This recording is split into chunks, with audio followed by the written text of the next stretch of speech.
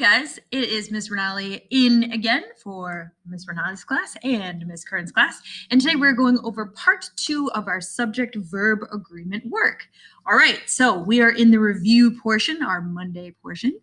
And remember our lessons from last time. So rule number 1, we went over the fact that a verb has to agree with its subject and number. So a singular verb, right? It's going to take a singular subject is going to take a singular verb.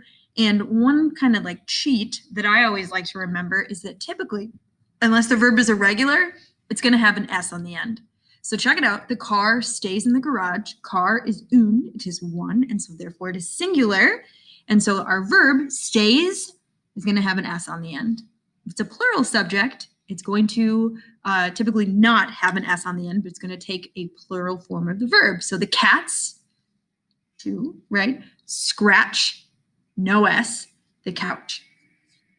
And remember, no matter what, the number of the subject, singular or plural, is not changed by the words that come in between. So one of the eggs is broken. We've got one, which is the subject. We've got is, which is the verb. But of the eggs is stuck in between. And you might think, oh, does that change things? It doesn't, right? You're always looking first for the subject and the verb to figure it out. So continuing on for review, I picked 2 verbs that are very, very, very, very common in the English language, and that's has and have. And so we're going to look at how those are conjugated just like this, as if this were Spanish or French or Latin or German, right? So it's really going to depend, first of all, if it's singular or if it's plural, and what point of view that we are talking from. So if it's first person, right, that's the I or we voice.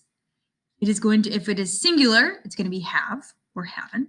If it's plural, it's going to be have or haven't. It's going to be the same thing for second person, which is the you voice. Or it gets wild, right, is the third person. So third person singular is going to be has. Once again, third person singular has that S on the end. And then plural is going to be haven't.